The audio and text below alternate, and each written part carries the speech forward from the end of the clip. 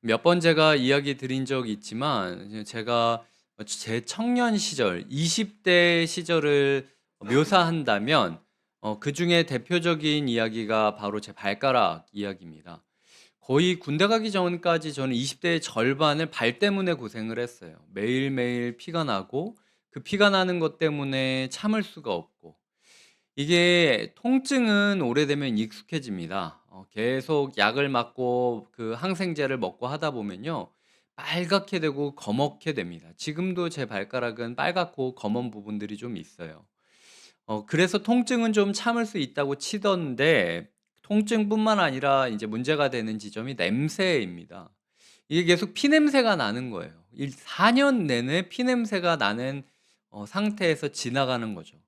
제가 다닐 때마다 '이게 무슨 냄새야?' 약간 그런 식의 표정을 짓는 그 모습 가운데 구구절절 "나의 사연 내가 옛날에 단기 선교를 가려고 했는데 그때 태권도를 하다가 다리를 다쳤는데 피가 멈추지 않고 그래서 지금 몇 년째 이렇게 지내고 있다." 이렇게 얘기하기는 너무 진이 빠지죠. 한두 번도 아니고. 그래서 대부분 사람들이 있는 곳을 많이 피하게 됐고요. 특별히 저는 신발 벗고 들어가는 식당이라든지 아니면은 그런 거 별로 안 좋아합니다. 기도원 중에 막 신발 벗고 들어가서 무릎 꿇고 기도하는 거.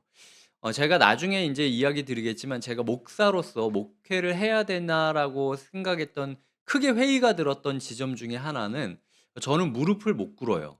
제가 무릎을 꿇는 순간 그 발에 피가 고여 가지고 정말로 끊어질 것처럼 아픕니다. 그래서 제가 무릎을 꿇은 그 순간은 목숨을 걸고 기도하는 순간인 거예요. 가끔 제가 무릎을 꿇고 기도할 때는 '아 얘가 지금 죽으려고 지금 다리를 끊을 각오로 기도를 하고 있구나.'라고 받아주시면 좋을 것 같습니다.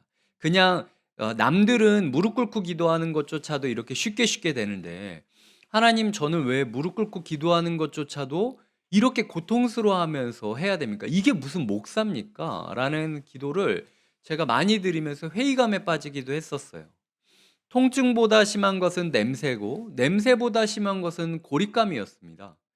자꾸 사람들을 피하게 되는 거예요. 괜찮다고 이야기하는데 억지로 참고 있는 게 보이는 거예요. 그러니까 더 화가 나는 거죠. 그래서 그냥 '어차피 누구도 나를 이해하지 못할 거다.'라고 생각을 하고 아예 그냥 고립되어 살아갔던 것 같습니다.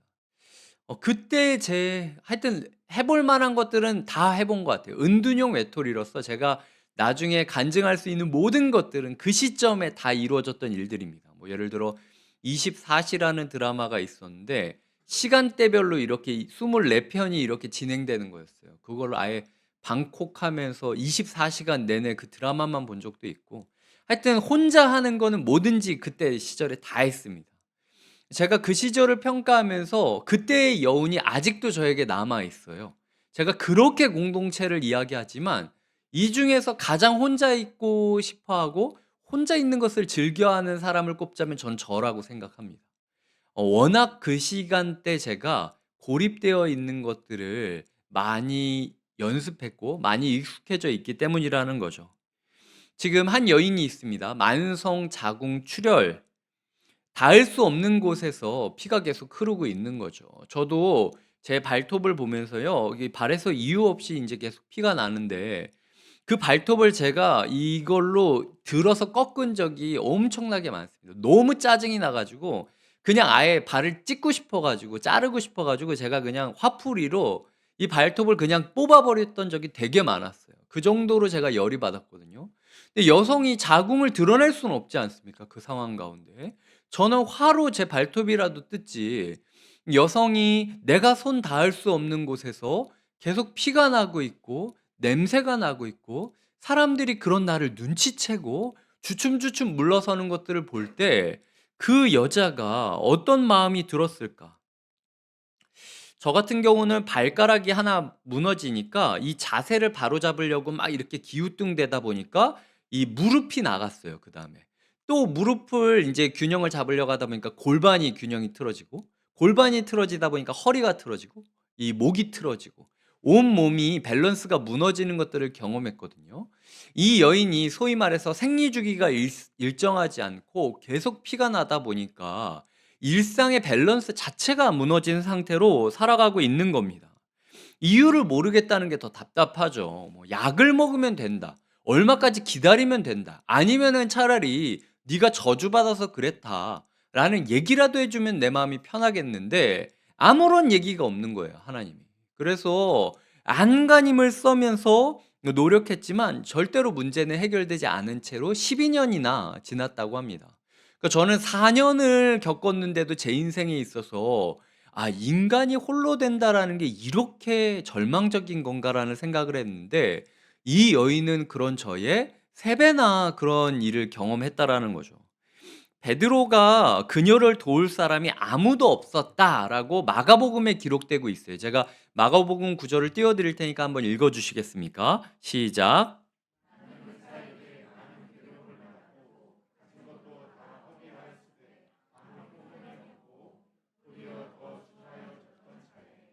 많은 의사한테 많은 괴로움을 받았다는 거예요. 그 당시 의학이 얼마나 발달했겠습니까? 뭐 산부인과 뭐 이런 계열이 없었죠. 그러니까 그 당시 의사들은 주술적인 부분으로 최대한 도우려고 했겠죠. 이 사람한테 가서 이거 진단을 받고 저 사람한테 가서 저 진단을 받고. 근데 괴로움만 더했다라는 겁니다. 마치 제가 이 병원에 가서 뭐 이 병원에 가서 잘한다느니 해 가지고 치료를 받고 저 병원으로 가서 레이저를 지지면 된다고 해서 지졌더니 상관이 없고 저쪽은 운동선수들 다니는 병원이라고 소개를 받아서 몇 달 동안 아파하다가 갔는데 또 소용이 없고 이제 그런 저의 마음과 같은 삶을 이 여인이 살고 있었던 거죠. 사실 오늘 우리가 읽은 누가복음은 누가라는 사람이 쓴 건데 누가는 의사였어요. 그러니까 베드로가 이렇게 이야기했는데 의사였던 누가가 차마 이 얘기를 쓸 수 없었던 거죠. 왜냐하면 자기가 의사인데 많은 의사한테 이 여인이 찾아갔다가 많은 괴로움을 받았고 재산도 다 날리고 가족들도 다 떠났다. 이 얘기를 본인이 의사로서 정말로 경험할 수 있는 최악의 상황이지 않습니까? 그러니까 차마 그런 이야기는 쓰지 못하고 그냥 그 아무에게도 고침을 받지 못하던 여자라고 간단히 설명할 수밖에 없었다라는 거죠. 이 여인 가운데 특히 산부인과 질병을 얻으면서 고립감만 느꼈을 뿐만 아니라 저는 12 년이 지나는 동안 자기 존재에 대한 회의감이 많이 들었을 거예요. 그러니까 이 여인은 완전한 불임 상태로 지금 12 년을 지나고 있는 거잖아요. 그러니까 '도대체 나는 왜 이 시대의 여인으로 태어난 것인가?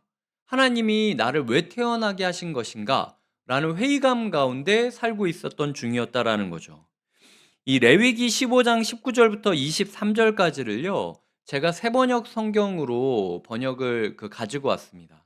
한 절씩 교독하고 23 절은 같이 읽겠습니다. 제가 먼저 19 절을 읽을게요.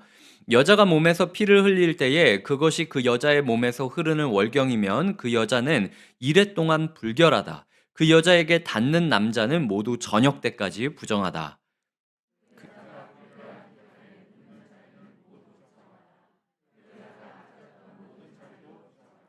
그 여자의 잠자리가 닿는 남자는 모두 옷을 빨고 물로 목욕을 하여야 한다. 그 남자는 저녁 때까지 부정하다.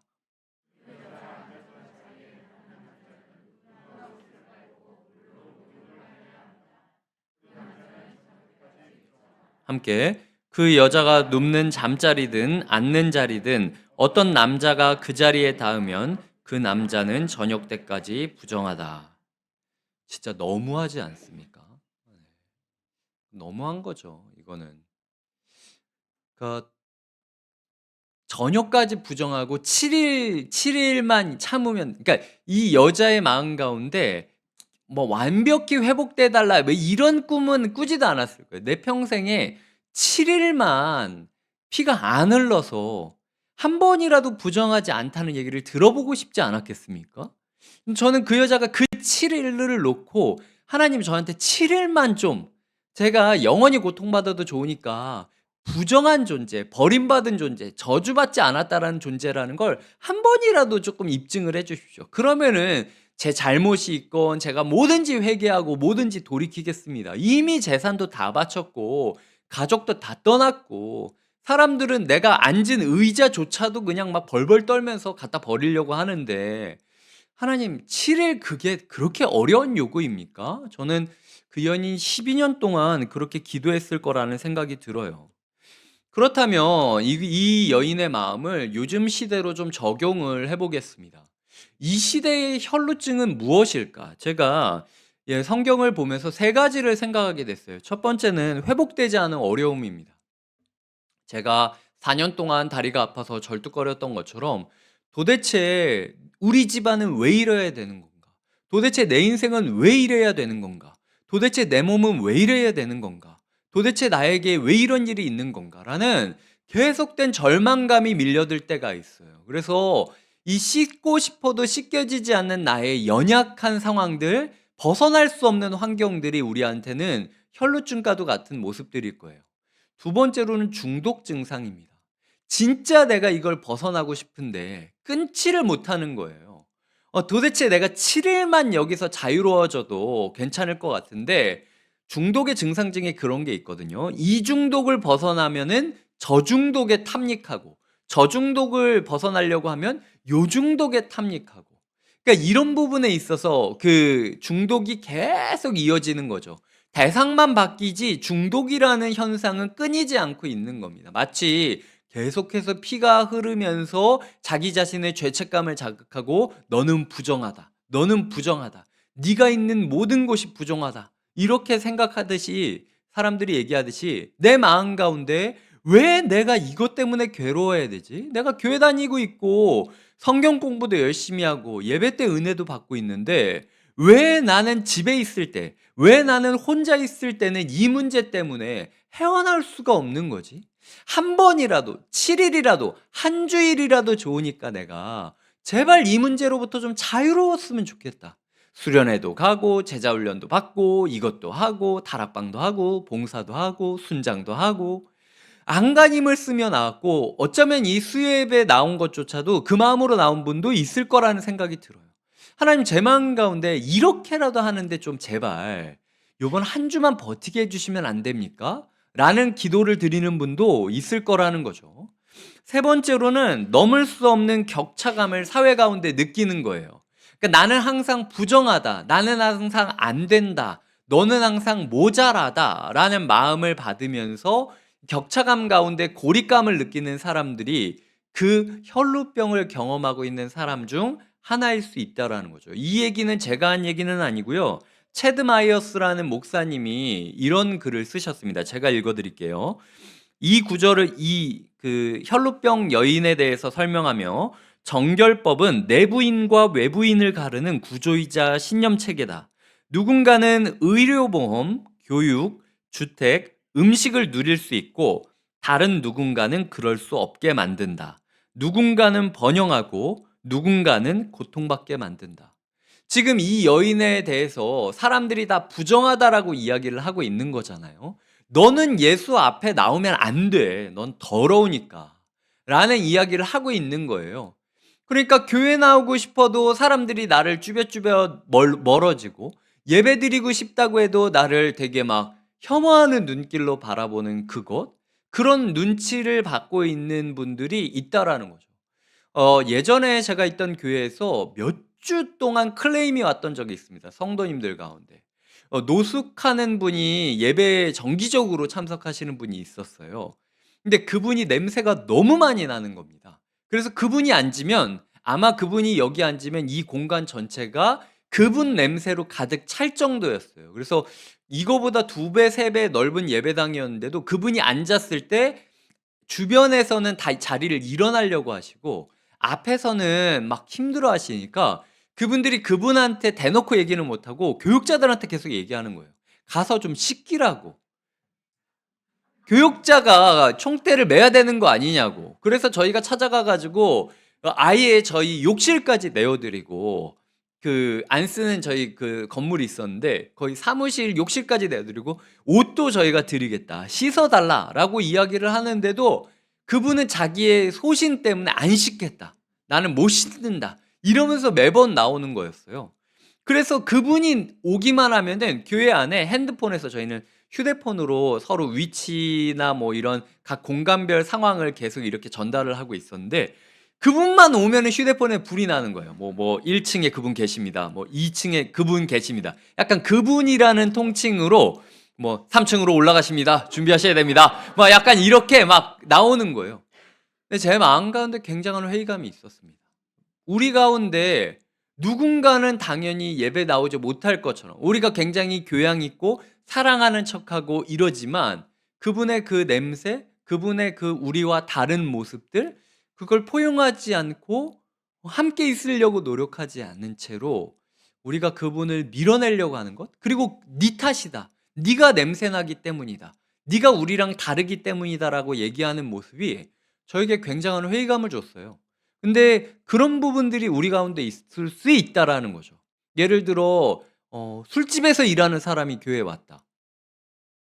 그러면 어떻게 하실 겁니까? 뭐 밤새도록 그 술 냄새를 풀풀 풍기다가 이제 온 분이 계세요. 제가 예수님이라면은 고맙다고 했을 거예요, 저는. 왜냐면은 사람들이 너를 어떻게 보는지 뻔히 알고 있는데도 네가 와준 거니까. 근데 우리는 주변에 알코올 냄새가 있으면 거의 뭐 눈이 불이 켜져서 내 은혜 받을 건 생각도 안 하고 어떤 놈이야? 어떤 놈이 막 술 마시고 왔어? 약간 이런 식으로 막 째려보고 있지 않습니까? 거기에 포커스를 맞추느라 내가 은혜 받고 내가 예수 만나는 거에 대해서 관심조차도 잃어버리는 게 우리 사회라는 거죠. 그러니까 이 시대 가운데 혈루증은 첫 번째 회복되지 않는 어려움을 겪고 있는 자, 두 번째 중독된 자, 세 번째 넘을 수 없는 격차감을 느끼고 고립감을 느끼고 있는 누군가가 혈루증을 느끼고 있는 사람이라는 거죠. 우리 중에 그러니까 꼭 저처럼 발에서 피가 나지 않았어도 혈루증을 겪고 있는 사람도 있는 겁니다. 그 인생은 항상 불청객이에요. 그 사람만 오면 사람들이 어디서 무슨 이상한 냄새가 나지? 라는 생각을 하시는 거죠. 제가 굉장히 좋아하는 음식이 청국장입니다. 제가 어렸을 때 저희 그 친가 외가가 다 약간 그 충북 약간 이쪽 그 지방이었기 때문에 본가가 뭐 괴산 뭐 요런 지방이었어요. 그래서 청국장을 엄청나게 많이 먹었어요. 근데 제가 대학교 시절 제일 싫어하는 단어가 청국장이었습니다. 제가 들어가기만 하면은 어디서 청국장 냄새가 나는 것 같은데 라는 얘기를 하도 해가지고 제가 청국장 하여튼 그 당시에는, 지금은 청국장 되게 좋아하지만 다시 그 당시에는 청국장이라는 말만 들으면 아주 그냥 화가 났어요. 그냥 막 울컥해가지고 네가 내 사정을 아냐 이런 얘기를 하고 싶었는데, 여튼 이 여인은 지금 오늘 본문에서도 불청객이에요. 야이로의 딸 이야기가 나오는데 그 사이에 딱 불청객으로 끼어듭니다. 그러니까 이 여인의 인생은 끼어들지 않으면은 존재감을 느낄 수 없는 인생이었던 거예요. 끼어들지 않으면은 하여튼 정상적인 방법으로는 예수 그리스도를 만날 수 없는 인생이었다라는 거죠. 근데 그 끼어드는 것조차도 이 여인은 목숨을 걸어야 했어요. 왜냐면은 지금 모든 사람들이 예수님이 거라사에서 돌아오는 걸 기다리고 있었다고 했어요. 그리고 수많은 병자들이 기다리고 있었습니다. 왜냐면은 예수님이 나를 치료해 줄 거라고 생각했기 때문에. 지금 이 세상에서 나를 치료해 줄 수 있는 유일한 선생을 지금 앞에 보고 있는데 서로 아비규환으로 어떻게든 그분의 마음을 들려고 헤집고 있는데, 지금 아까 얘기했듯이 그 닿은 침대조차도, 닿은 의자조차도 불결하다고 해가지고 저녁까지 활동 반경이 제한된다? 제가 그 아픈 사람의 가족이었는데 이 사람을 막 어떻게든 예수님 앞에 가게 하려고 막 해치고 있다가 그 여인을 딱 잡았다? 그래서 내가 부정하게 돼서 그날 저녁까지 혼자 집에서 격리되어 있어야 한다? 저라면은 진짜 죽였을 겁니다, 그 여자. 왜냐면은 내 가족을 지금 살릴 수 있는 눈앞에 있는데 이 여자 때문에, 이 여자의 이기심 때문에 내 가족이 죽게 된 거잖아요, 지금. 그러니까 얼마나 화가 나겠습니까? 이 여자가 그걸 알았다는 거예요. 사람들이 이 아비규환의 상황, 아수라장 가운데 나의 정체를 알게 되면은 뭐라고 얘기할지를 뻔히 알고 있었기 때문에 아주 그냥 옷을 그냥 확 뒤집어 쓰고 얼굴을 감추고 고개를 숙이고 이렇게 가고 있는 겁니다. 누구라도 자기를 발견하게 되면은 자기를 쳐 죽일까봐 벌벌벌벌 떨면서 고개를 숙이고 이렇게 예수님을 찾아가고 있는 거죠. 그녀의 믿음이 어떤 믿음이었겠습니까? 그냥 닿기만 하면은 구원을 얻을 거다. 내가 예수를 만지고 예수랑 말을 섞는 건 바라지도 않는다. 그냥 예수의 옷자국을 그냥 잡기만 해도 내가 구원을 받을 수 있을 것 같다라는 생각을 했다라는 거죠. 그렇게 소외되고 어려웠던 게 그녀의 인생이었다라는 거죠. 제가 야이로의 딸과 그 혈루증 여인을 한번 비교를 해봤습니다. 그래서 한번 몇 가지, 한 네 가지 정도로 대조를 해봤어요. 첫 번째로 이 이야기 가운데 두 여인이 등장하는데, 혈루증 여인은 12년 동안 끊이지 않는 고통으로 괴로워했던 여인이고요. 그 아이는 12년 동안 가족 사랑을 온몸으로 받아가다가 그냥 어느 날 갑자기 아픈 아이였어요. 재산도 다 잃어버리고 가족도 떠나갔던 여자가 혈루증 여인이었다면, 자기 아픈 걸 위해서 모든 것을 버리고 체면불사하고 지위불사하고 자기를 위해서 애쓰는 사랑의 아버지를 가진 여인이 그 12살 된 어린이였습니다. 그리고 혈루증 된 여인은 사람들은 자기를 불결하다고 했고, 그리고 반대로 그 아기는 모든 사람한테 존경받는 가정, 마치 아버지 잘 만나가지고 탄탄대로를 겪고 있는 거죠. 아, 너 그 집 애니? 아, 이렇게 칭찬받는 아이로 자라왔다라는 겁니다. 마지막으로 혈루증 여인은 몰래 손을 대야 했지만, 이 야이로의 딸은 예수님이 나중에 보면 먼저 손을 잡아주세요. 그러니까 우리가 야이로의 딸이냐 아니면은 이 혈루증 여인이냐라고 봤을 때, 저는 일단 오늘은 제가 혈루증 된 여인이랑 비슷하다라고 이야기하고 싶습니다. 네. 금요일은 제가 그 12살 된 아이랑 비슷하다고 할 거거든요. 그래서 일단은 오늘은 제가 혈루증 된 여인이랑 나랑 비슷하다 이렇게 주장을 할 겁니다. 예수님이 근데 희한한 게 그녀를 찾는다는 거예요. 그냥 낫게 해준 게 아니라 증언대에 세우십니다. 그리고 구원을 선언하고 계세요. 그녀의 믿음을 칭찬하는데, 그녀의 믿음이 뭐였습니까? 당당하게, 내가 진짜 뭐 그 소경이 그렇게 얘기하잖아요. 바디메오가 그 나사라의 예수여, 다윗의 자손 예수여, 나를 구원하소서. 막 사람들이 막 그만하라 그러는데도 더 크게 소리 지르지 않습니까? 이 여인이 진짜 예수 그리스도의 인격에 대한 믿음이 있었다면요, 자기가 부정했어도 예수 그리스도를 나는 구해줄 거라고 믿고, 주님, 저는 12년 동안 혈루증으로 고통받았습니다. 저를 구해 주시옵소서. 이렇게 기도했을 거예요. 근데 이 혈루증 된 여인의 믿음은 그 정도도 아니었어요. 예수님의 인격에 대한 믿음도 없고 그냥 예수님의 능력에 대한 믿음만 있었던 거예요. 건드리면 나을 수 있다라는 믿음 정도만 가지고 있었던 거죠. 근데 주님께서는 그 정도 믿음만으로도 여인을 낫게 하셨다라는 거예요. 그리고 즉시 낫게 하셨다. 마치 자동 반사처럼 이야기를 하고 있다라는 거죠. 거기다가 몸만 낫게 하신 게 아닙니다. 딸이라고 부르세요.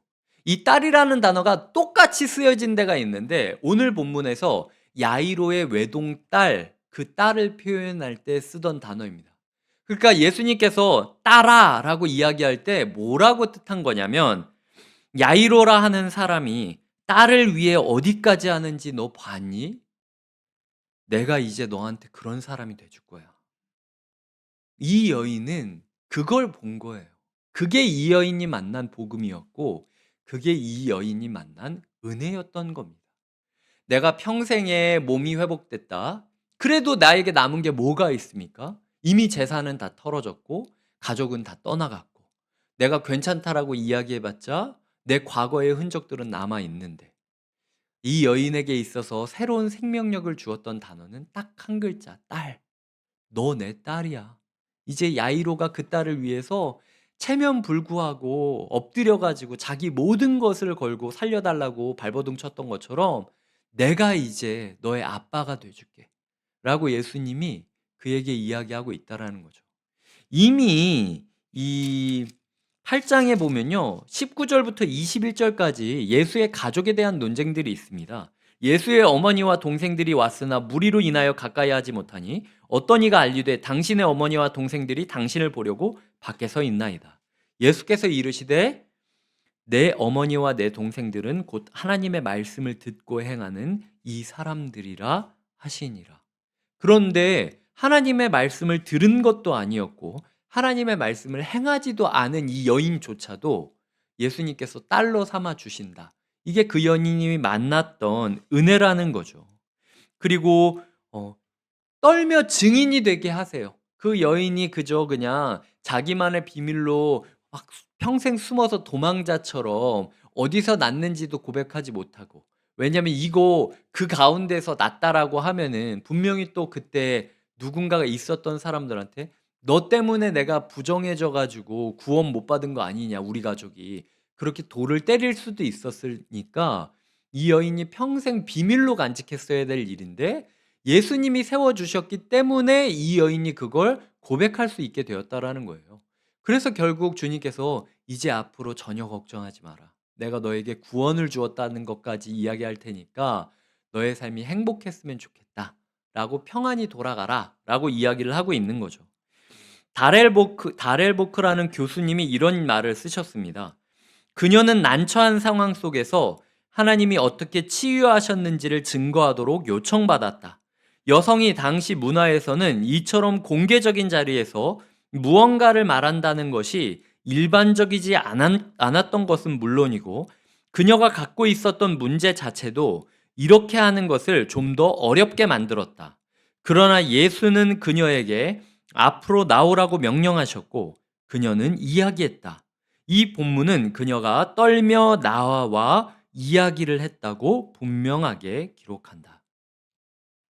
말씀을 맺겠습니다. 이제 그녀는 예수 그리스도의 딸로서 살아가게 돼요. 그게 그녀의 정체성이었습니다.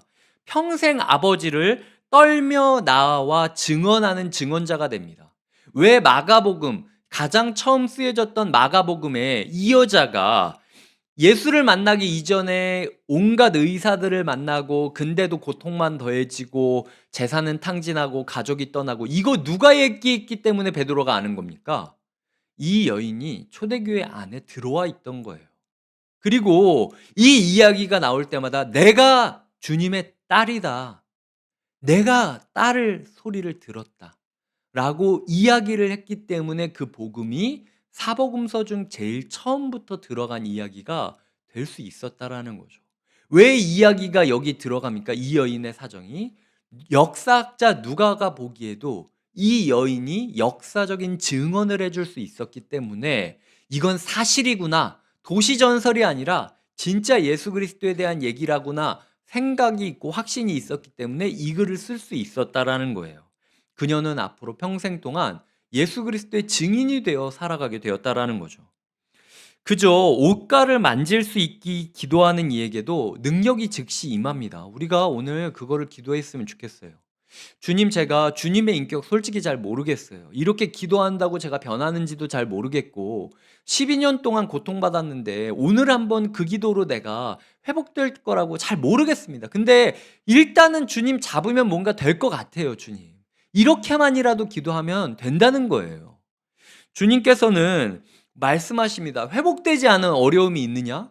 중독 가운데 끊이지 않는 부분들, 내가 아무한테도 말하지 못하는 부분이 있느냐? 넘을 수 없는 격차감을 느끼며 점점 교회 가운데서 고립감을 느끼는 사람이 있느냐? 소외감을 느끼는 사람이 있느냐? 물어보고 있다라는 거죠. 사실 저는 오늘 본문을 준비하면서 한 타겟이 딱 정확하게 떠올랐어요. 기도하는 중에. 어떤 분이었냐면, 제가 사실 이제 11월을 놓고 수능을 위해서 계속 기도를 하고 있는데 수험생 부모님 중에서 아이가 교회 나오지 않는 부모님들, 저 그분들이 많이 떠올랐습니다. 그냥 우리 아이가 청소년부에 나오고 교회 나오는 부모님들은 다 어유 뭐 이 청소년부 열심히 하고 내가 너를 위해 기도할게 이렇게 이야기하지만, 내가 내 아이 이야기를 하기에는 너 우리 교회 나오는 것도 아니면서 신앙교육이나 똑바로 하지 뭐 애 대학을 위해서 기도하냐. 저는 이런 약간 좌절감과 마치 혈루증처럼 내가 아무리 해도 내 아이가 교회에 나오지는 않고 이거를 내가 어떻게 할 수 없는데 교회에서는 수험생을 위해 기도하자고 하고 근데 내 아이를 위해서는 기도 안 해줄 것 같고, 저는 이 격차감이 우리 교회에 다니지 않는 수험생을 가지고 있는 부모님들 가운데 있다라는 생각이 들었어요. 그래서 그분들에게 권면합니다. 하나님께서는 지금 딸이라고 불러주고 계세요. 하나님께서는 그 기도를 들어주신다라고 이야기하고 있습니다. 그냥 우리 교회에 나오는 청소년 아이들만 우리가 돌봐주고 기도해주고 하나님께서 인도해주는 게 아니라 우리 교회에 나오지 않는 아이들, 사춘기로 인하여 방황하고 있는 그 아이들까지도 하나님께서 돌봐주시겠다 약속하시는 거예요. 진짜 차라리 내 문제면은 내가 그냥 털어버리기라도 하지, 회개라도 하지, 내 아이 문제니까 도대체 어떻게 하라는 건가, 이런 마음이 드신다면 주님께서 피를 멎어 주실 겁니다. 주님께서 즉시 회복시켜 주실 거예요. 주님 손을 붙잡기만 한다면, 주님 옷가를 만지기만 한다면 우리 가정의 문제가 회복되실 걸 믿으시기 바랍니다. 하나님께서는 풍성하신 분이에요. 믿음이 부족하다고 해서 넌 믿음이 이 정도밖에 안 되냐? 내 인격을 믿지 못하고 내 능력만 바라니까 괘씸해서 내가 능력 안 주겠다, 이렇게 얘기하는 분 아닙니다. 하나님 쪼잔하지 않으세요. 하나님은 우리가 이해가 부족하고 우리의 믿음이 부족해도요, 그냥 붙잡으면 회복시켜 주시는 분이에요. 그게 우리가 알고 있는 풍성한 하나님입니다. 풍성한 하나님이 11월 우리 성도님들 한 분 한 분을 만나주시고 채워주시길 주님의 이름으로 축복드립니다. 야이로의 집을 가던 주님께서 멈춰 서시고 여러분을 찾고 계십니다. 주님께서는 결코 우리를 지나치지 않으실 겁니다. 기도하시겠습니다. 하나님 아버지, 회복되지 않는 어려움 가운데 기도하는 이가 있습니다. 끊을 수 없는 중독의 늪 가운데 허우적거리는 이가 있습니다. 아무리 해도 넘을 수 없는 격차감을 느끼고 소외감과 고립감을 느끼는 성도님이 있습니다. 하나님, 특별히 수험생 자녀를 놓고 있지만 이 아이가 사춘기 방황하면서 혹은 다른 교회에 다니면서 신앙생활을 하지 않으면서 정말로 내 마음은 알아주지도 못하고 내가 기도 제목을 얘기하기도 민망한 하나님, 그런 아이들을 가진 부모님이 있을 수도 있습니다. 하나님이 위로하여 주시고 축복하여 주시고 인도하여 주시고 회복하여 주시옵소서. 멀쩡하고 준비된 사람들만 치유해 주시는 것이 아니라 멈춰 서서 불러주시는 주님, 한 번이라도 우리가 두려워 떨며 사실 내가 그랬다고 그냥 엎드리게 하여 주시옵소서. 그때 역사가 일어나고 그때 회복이 일어나고 그때 구원이 일어날 줄을 주님 제가 믿겠습니다. 예수님의 이름으로 기도드립니다. 아멘.